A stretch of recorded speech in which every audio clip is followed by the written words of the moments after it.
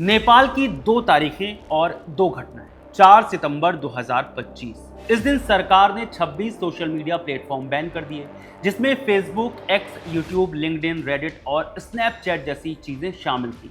नतीजा, Gen Z generation सड़कों पर उतर आए, दंगे हुए, आग लगाई गई, जाने गई। पूरे बवाल में कहा गया कि यह प्रदर्शन सिस्टम में करप्शन के खिलाफ है। दूसरी तारीख 29 सितंबर 2025। इस दिन भी युवा लड़ने को तैयार थे, लेकिन क्रिकेट के मैदान पर नेपाल की टीम ने वेस्टइंडीज को सीरीज के दूसरे मैच में 90 रन से हरा दिया और सीरीज 2-0 से अपने नाम कर ली। ये ऐतिहासिक था, क्योंकि ये नेपाल की किसी भी फुल मेंबर टीम के खिलाफ पहली इंटरनेशनल सीरीज जीत थी।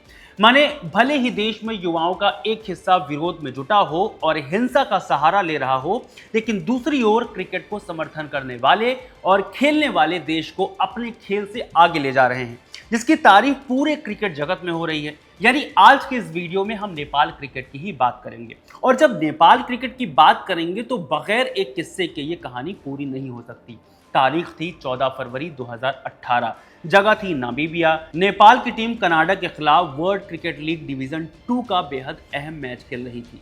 ये कोई आम मैच नहीं था। जो टीम जीतती उसे जिम्बाब्वे में होने वाले वनडे वर्ल्ड कप क्वालिफायर का टिकट मिलता, जो हारती उसका सपना टूट जाता। नेपाल के लिए तो दांव पर और भी बहुत कुछ था। अगर वो हारते तो डिवीजन 3 में वापस चले जाते। कनाडा ने पहले बैटिंग करते हुए 194 रन बनाए। जवाब में नेपाल की पारी लड़खड़ा गई। 43वें ओवर तक 144 रन पर 9 खिलाड़ी आउट हो चुके थे। जीत के लिए अभी भी 47 गेंदों में 51 रन चाहिए थे और क्रीज पर कोई भी स्पेशलिस्ट बल्लेबाज नहीं था। सिर्फ 2 गेंदबाज थे, करण केसी और 17 साल के संदीप लामिछाने, जो चोटिल भी थे। कनाडा के खिलाड़ी बाउंड्री पर झंडा लेकर जश्न मनाने के लिए तैयार खड़े थे। उन्हें लगा कि मैच तो अब उनकी जेब में, लेकिन कहानी अभी बाकी थी। करण केसी और संदीप ने धीरे धीरे पारी को आगे बढ़ाया। मैच आखिरी ओवर में पहुंच गया। अब नेपाल को जीत के लिए 8 रन चाहिए थे। स्ट्राइक पर थे करण केसी। कनाडा के गेंदबाज सेसिल परवेज ने पहली 4 गेंदें ऐसी फेंकी कि एक भी रन नहीं बना। सब इंच परफेक्ट यॉर्कर। अब समीकरण था 2 गेंदों में 8 रन। नामुमकिन सा लग रहा था। अगली गेंद पर करण केसी ने एक्स्ट्रा कवर के ऊपर से एक जोरदार छक्का जड़ दिया। माने अब चाहिए थे 1 गेंद पर 2 रन। तनाव चरम पर था। तभी गेंदबाज दबाव में बिखर गया और उसने एक वाइड गेंद फेंक दी। स्कोर बराबर हो गया। अब 1 गेंद पर 1 रन चाहिए था। उस मैदान पर 2 स्कोरबोर्ड थे, जिसमें से एक गलत जानकारी दिखा रहा था। नेपाली टीम ने गलत स्कोरबोर्ड देखा और उन्हें लगा कि वो जीत गए हैं। सारे खिलाड़ी मैदान पर दौड़ पड़े, लेकिन फिर उन्हें अपनी गलती का एहसास हुआ और वे वापस अपनी अपनी जगह पर जाकर बैठ गए। लेकिन किस्मत को कुछ और ही मंजूर था। आखिरी गेंद पर करण केसी ने मिड विकेट की तरफ शॉट खेला और 1 रन लेकर नेपाल को वो ऐतिहासिक जीत दिला दी, जिसकी किसी ने उम्मीद नहीं की। उस जीत के बाद मैदान पर जो तस्वीरें थीं, नेपाल क्रिकेट के जेंटलमैन क्रिकेट को दिखाती हैं। एक तरफ 17 साल के संदीप लामिछाने कनाडा के अनुभवी खिलाड़ी सेसिल परवेज को सांत्वना दे रहे थे, जो हार के गम में जमीन पर बैठे थे। ये सिर्फ एक जीत नहीं थी, ये उस विश्वास की जीत थी जो नेपाली खिलाड़ियों ने कभी नहीं खोया। ये किस्सा बताता है कि नेपाल क्रिकेट सिर्फ एक खेल नहीं बल्कि एक जज्बा है। चलिए अब कहानी को शुरू से शुरू करते हैं। नमस्कार, मेरा नाम है रविशंकर। आप देख रहे हैं खबर गांव। आज भले ही नेपाल में क्रिकेट को लेकर दीवानगी सिर चढ़कर बोलती है, लेकिन एक जमाना था जब ये खेल सिर्फ राजा, महाराजाओं और शाही परिवारों तक ही सीमित था। नेपाल में क्रिकेट का इतिहास उतना ही पुराना है जितना भारत में। किताबों में इसका जिक्र 1877 में मिलता है, जब डेनियल राइट की किताब हिस्ट्री ऑफ नेपाल में पहली बार क्रिकेट के बारे में बताया गया था। लेकिन असल में इसे नेपाल लाने का श्रेय 1920 के दशक में महाराजा चंद्र शमशेर सिंह बहादुर राणा के बेटे लेफ्टिनेंट जनरल मदन शमशेर बहादुर जंग राणा को दिया जाता है। उस दौर में क्रिकेट को जेंटलमैन गेम कहा जाता था और ये सिर्फ अमीर और ऊंचे तबके के लोग ही खेलते थे।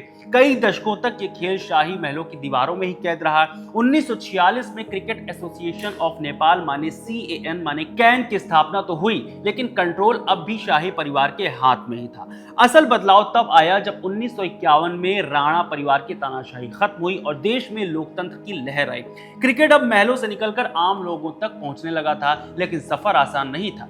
80 के दशक तक नेपाल में आम लोगों के हालात बहुत खराब थे।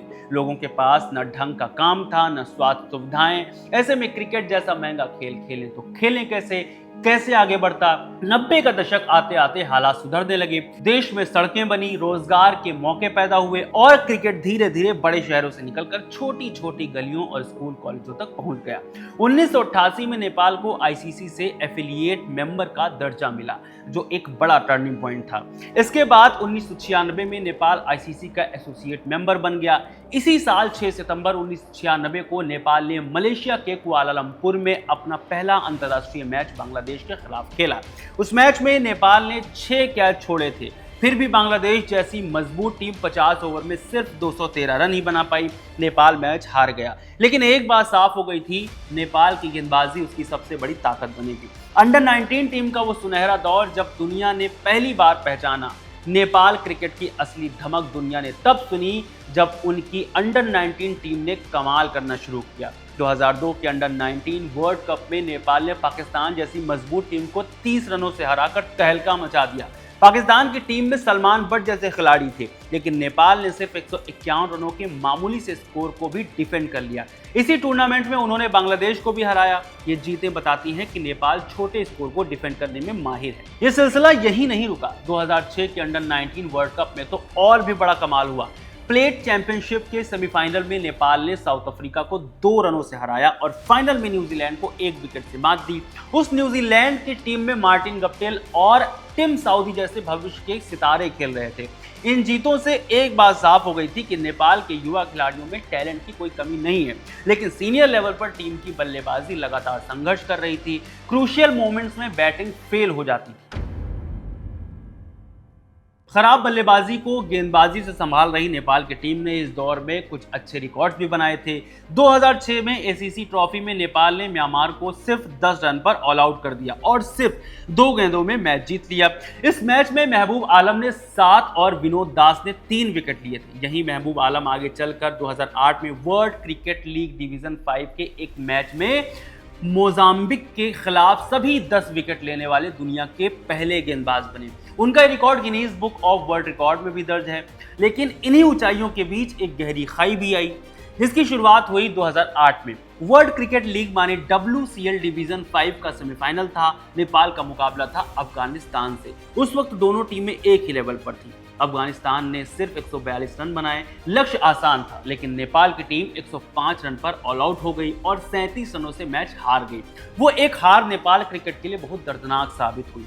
उस मैच के बाद अफगानिस्तान ने पीछे मुड़कर नहीं देखा। एक साल के अंदर वो डिवीजन 1 में पहुंच गए। 2009 में उन्हें वनडे स्टेटस मिला, 2010 में पहला T20 वर्ल्ड कप खेला और 2017 में तो उन्हें टेस्ट खेलने का दर्जा भी मिल गया। वहीं दूसरी तरफ नेपाल डिवीजन 5 में ही अटका रह गया।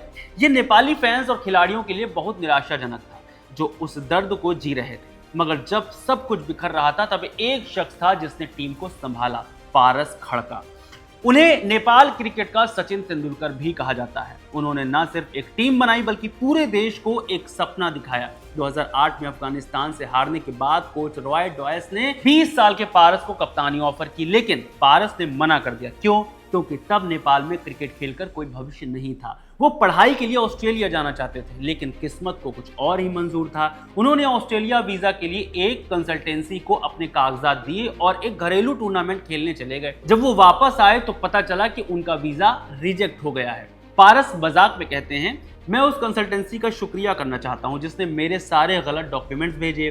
कुछ चीजें किस्मत में लिखी होती हैं। अगर उस दिन उनका वीजा लग जाता तो शायद नेपाल क्रिकेट की कहानी कुछ और होती। पारस ने 2009 में टीम की कमान संभाली और उनका मिशन साफ था, नेपाल को डिवीजन 5 से वनडे टीम बनाना। उनकी कप्तानी में नेपाल ने एक एक करके हर सीढ़ी चढ़ी। 2010 में डिवीजन 5 जीता, 2012 में डिवीजन 4 और 2014 में डिवीजन 3, जिससे ये पता चल गया था कि पारस सिर्फ कप्तान नहीं थे, बल्कि एक मेंटोर भी थे। उन्होंने कई युवा खिलाड़ियों को देश छोड़कर जाने से रोका और उन्हें यकीन दिलाया कि वो यहीं रहकर अपने देश के लिए कुछ कर सकते हैं। पारस खड़का के नाम नेपाल के लिए कई रिकॉर्ड्स हैं, जैसे वनडे में पहला अर्धशतक, वनडे में पहला शतक, T20 इंटरनेशनल में पहला शतक। उनकी लीडरशिप में ही नेपाल ने पहली बार वनडे स्टेटस हासिल किया। पारस खड़का की कप्तानी में नेपाल ने 2013 में अबू धाबी में हुए क्वालीफायर जीतकर 2014 में पहली बार T20 वर्ल्ड कप के लिए क्वालीफाई किया था। ये नेपाल क्रिकेट के इतिहास का सबसे बड़ा पल था। क्वालीफायर में केन्या के खिलाफ एक मैच में नेपाल को 182 रन का मुश्किल लक्ष्य मिला था।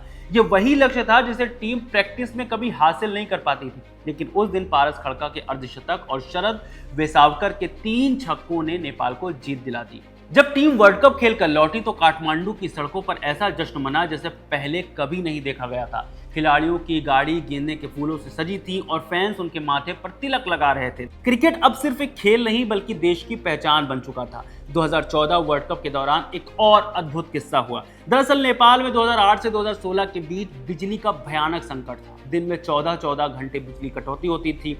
लेकिन जब नेपाल की टीम वर्ल्ड कप में खेल रही थी तो प्रधानमंत्री कार्यालय ने बिजली विभाग को आदेश दिया कि मैच के दौरान कोई लोड शेडिंग नहीं होगी। ये क्रिकेट के लिए उस देश का सबसे बड़ा सम्मान था। नेपाल ने वर्ल्ड कप में शानदार प्रदर्शन किया। उन्होंने हांगकांग और अफगानिस्तान जैसी टीमों को हराया। भले ही वो नेट रन रेट की वजह से अगले राउंड में नहीं जा पाए, लेकिन उन्होंने पूरी दुनिया का दिल जीत लिया।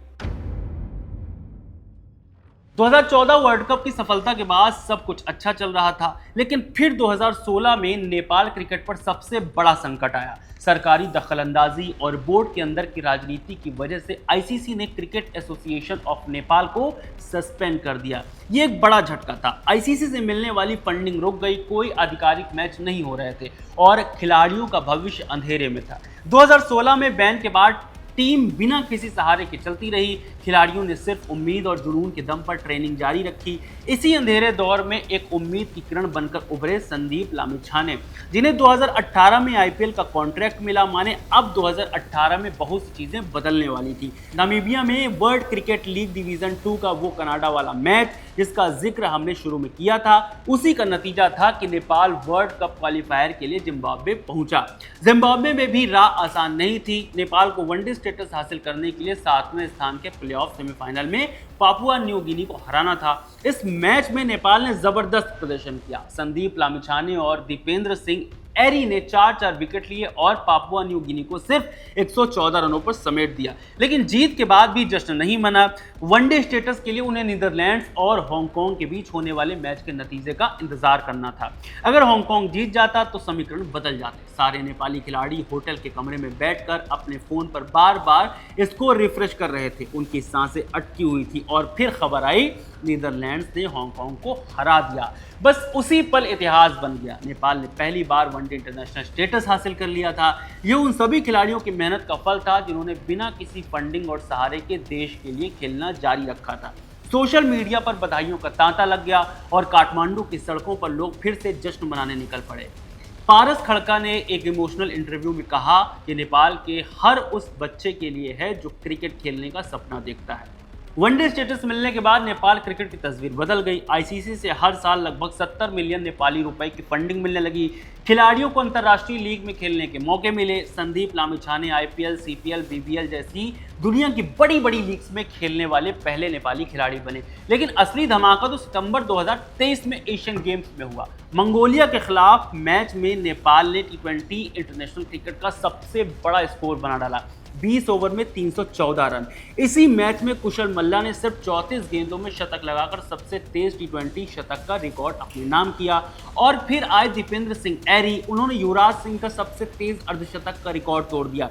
दीपेंद्र ने सिर्फ 9 गेंदों में 50 रन बना दिए। उन्होंने कुल 10 गेंदें खेली और 8 छक्कों की मदद से 52 रन बनाए। वैसे नेपाल की टीम सिर्फ अपने खेल के लिए ही नहीं बल्कि अपने खेल भावना के लिए भी जानी जाती है। जैसे 14 फरवरी 2022 को ओमान में आयरलैंड के खिलाफ एक मैच चल रहा था।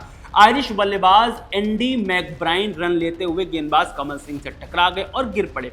विकेट कीपर आसिफ शेख के पास उन्हें आसानी से रन आउट करने का मौका था, लेकिन उन्होंने ऐसा नहीं किया। उन्होंने खेल भावना दिखाते हुए बल्लेबाज को क्रीज पहुंचने दिया। इस घटना का वीडियो वायरल हो गया और पूरी दुनिया ने आसिफ शेख और नेपाल क्रिकेट की खूब तारीफ की। ये वाकया बताता है कि ये टीम जीतना तो चाहती है, लेकिन सही तरीके। नेपाल क्रिकेट टीम शायद अपनी क्षमता से और ज्यादा बेहतर कर सकती अगर यहाँ की भौगोलिक, आर्थिक और राजनीतिक स्थिति ठीक होती। भौगोलिक इस वजह से कि नेपाल एक पहाड़ी देश है जहां समतल मैदान बनाना बहुत मुश्किल है। माने देश में खेल के लिए बढ़िया स्टेडियम तैयार कर पाना मुश्किल है। उदाहरण के तौर पर नेपाल में सबसे बड़ा स्टेडियम त्रिभुवन यूनिवर्सिटी इंटरनेशनल क्रिकेट ग्राउंड है, जिसकी क्षमता 25,000 लोगों की है। हालांकि अब सरकार यहां एक और 45,000 क्षमता वाला स्टेडियम बनवा रही है, श्री राम जानकी स्टेडियम के नाम से, मगर अभी ये सिर्फ कागजों में है। दूसरी ओर नेपाल में आज भी बहुत ज्यादा पैसे नहीं है। लोग गरीब तबके से आते हैं और भारत या फिर दूसरे देशों में कमाने चले जाते हैं, जिसके कारण वो अपने सपनों को आगे नहीं ले जा पाते। सभी को पता है कि नेपाल में प्राकृतिक आपदाएं भी खूब आती हैं। जैसे 2015 में आए विनाशकारी भूकंप ने जो इंफ्रास्ट्रक्चर बर्बाद किया था वो आज भी ठीक से बन नहीं पाया है। फिर जैसा हमने आपको बताया कि बेहतर भविष्य की तलाश में कई प्रतिभाशाली खिलाड़ी देश छोड़कर चले गए। 2006 की अंडर 19 विश्व विजेता टीम के कई खिलाड़ी विदेश चले गए थे। इन सब के बावजूद नेपाली लोगों में क्रिकेट का जुनून कम नहीं हुआ। काठमांडू से लेकर अमेरिका के डलास तक जहां भी नेपाल की टीम खेलती है, स्टेडियम भर जाता है। 2024 टी20 वर्ल्ड कप में जब नेपाल और नीदरलैंड्स का मैच डलास में हो रहा था तो नीदरलैंड्स के एक खिलाड़ी ने कहा, मुझे समझ नहीं आ रहा कि हम डलास में खेल रहे हैं या नेपाल में। एक फैन ने तो पोस्टर पर लिखा था, अगर आईसीसी नेपाल का मैच चांद पर भी खेलेगी तो हम वहां भी पहुंच जाएंगे। दर्शकों का ये जुनून, खिलाड़ियों की क्षमता और सरकार की राजनीति नेपाल क्रिकेट को कहां ले जाएगी, भविष्य तय करेगा। नेपाल क्रिकेट को लेकर के आप क्या सोचते हैं, हमें कमेंट करके जरूर बताइएगा। खबर गांव को सब्सक्राइब जरूर करिए। शुक्रिया।